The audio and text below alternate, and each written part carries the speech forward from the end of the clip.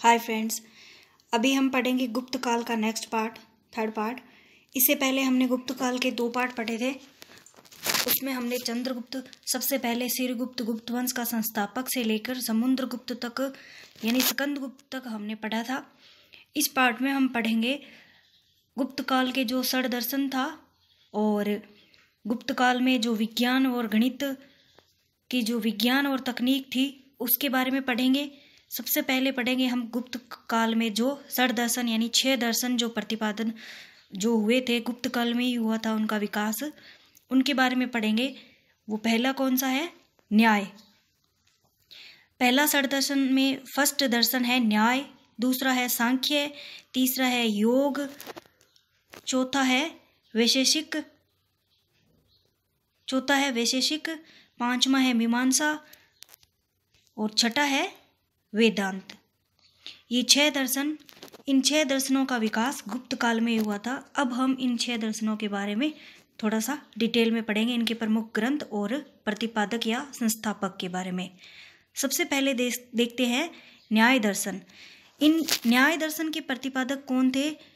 न्याय दर्शन के प्रतिपादक अक्षपाद गौतम थे और न्याय दर्शन में ईश्वर को ही मतलब सृष्टि का कर्ता धर्ता बताया गया है न्याय दर्शन के अंदर, और इसके प्रतिपादक थे अक्षपाद गौतम और इसके अंदर ईश्वर को ही सृष्टि का कर्ता धर्ता बताया गया है। आगे है सेकंड नंबर दर्शन है सांख्य दर्शन और इसके संस्थापक थे कपिल। सांख्य दर्शन के प्रतिपादक कपिल थे और सांख्य दर्शन का मुख्य ग्रंथ है षष्ठी तंत्र। षष्ठी तंत्र सांख्य दर्शन का प्रमुख ग्रंथ है और कृष्ण द्वारा प्रतिपादित सांख्यकारी का सबसे प्राचीनतम ग्रंथ है। किसका? सांख्य दर्शन का सबसे प्राचीनतम ग्रंथ है सांख्यकारी का, जिसका प्रतिपादन किया था कृष्ण ने। नेक्स्ट है योग दर्शन।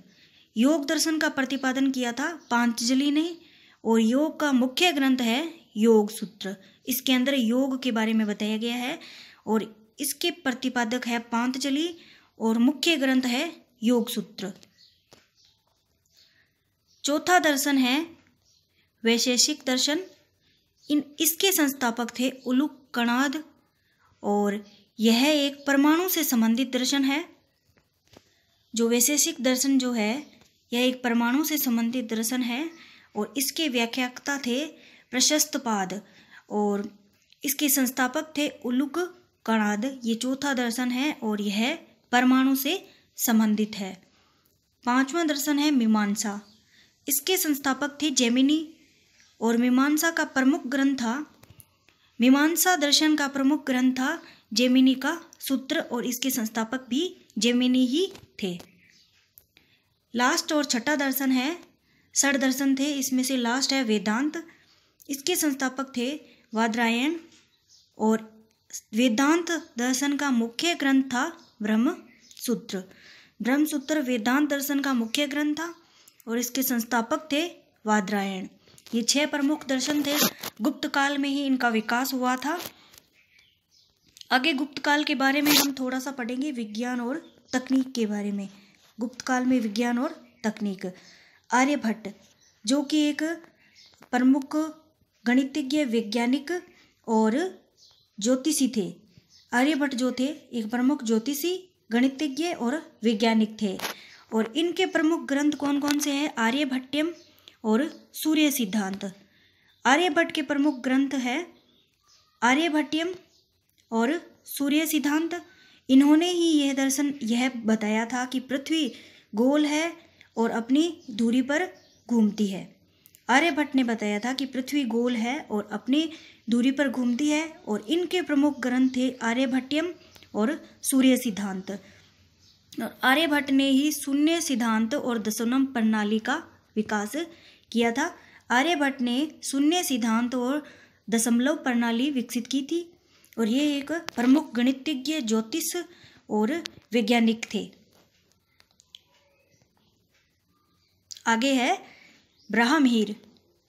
ये चंद्रगुप्त मौर्य के दरबार के नवरत्नों में से एक थे ब्रह्महीर और ये एक प्रमुख खगोल शास्त्री थे गुप्त काल के। गुप्त काल के समय में ये एक खगोल शास्त्री थे। चंद्रगुप्त द्वितीय जो विक्रमादित्य था गुप्त काल का, उनके नवरत्नों में से एक था बराहमिहिर, और ये गुप्त काल के प्रमुख एक खगोल शास्त्री थे। इनकी प्रमुख रचनाएं हैं बृहद संहिता, लघु जातक और पंच सिद्धांतिका इनका प्रमुख ग्रंथ है। पंच सिद्धांतिका सबसे महत्वपूर्ण ग्रंथ है और दूसरा है बृहद संहिता और लघु जातक, ये इनके प्रमुख ग्रंथ है। बराहमिहिर एक खगोल शास्त्री थे जो कि चंद्रगुप्त द्वितीय यानी विक्रमादित्य के दरबार के जो नवरत्न थे उनमें से एक है। आगे है धन्वंतरी, ये भी चंद्रगुप्त द्वितीय यानी विक्रमादित्य के दरबार के नवरत्नों में से एक थे धन्वंतरी, और इन्होंने निघंटु ग्रंथ की रचना की थी जो कि चिकित्सा से संबंधित है। ये धन्वंतरी जो थे एक चिकित्सक थे, और ये भी चंद्रगुप्त मौर्य नहीं, चंद्रगुप्त द्वितीय यानी जो विक्रमादित्य की उपाधि जिसने धारण करी थी उसके दरबार में ये एक नवरत्न थे। जैसे बराहमिहिर था, धन्वंतरी थे, क्षणपक और 9 नवरत्न थे, उनमें से ये एक धन्वंतरी भी है और एक बराहमिहिर है। बराहमिहिर एक खगोल शास्त्री थे और धन्वंतरी एक चिकित्सक थे, और इन्होंने निघंटु ग्रंथ की रचना करी थी। लास्ट है सुश्रुत। सुश्रुत भी गुप्त काल के प्रमुख वैद्य थे और इनके ग्रंथ का नाम है सुश्रुत संहिता। सुश्रुत का प्रमुख ग्रंथ है जो कि शल्य चिकित्सा से संबंधित है। सुश्रुत भी गुप्त काल के प्रमुख वैद्य थे और इन्होंने सुश्रुत संहिता ग्रंथ की रचना करी थी जो कि शल्य चिकित्सा से संबंधित है। थैंक यू फ्रेंड्स, आज के वीडियो में हमने गुप्त काल के षड दर्शन के बारे में पढ़ा और गुप्त काल में जो विज्ञान और तकनीक के 4-5 जो मुख्य जो खगोल शास्त्री, चिकित्सक और वैज्ञानिक और वैद्य जो थे उनके बारे में देखा। और नेक्स्ट पार्ट में हम गुप्त काल के मंदिर साहित्य के बारे में देखेंगे, और इससे पहले हमने गुप्त काल के मुख्य सम्राट के बारे में देखा था। थैंक यू फ्रेंड्स, वीडियो अच्छा लगे तो लाइक करें, शेयर करें और मेरे चैनल को सब्सक्राइब करें।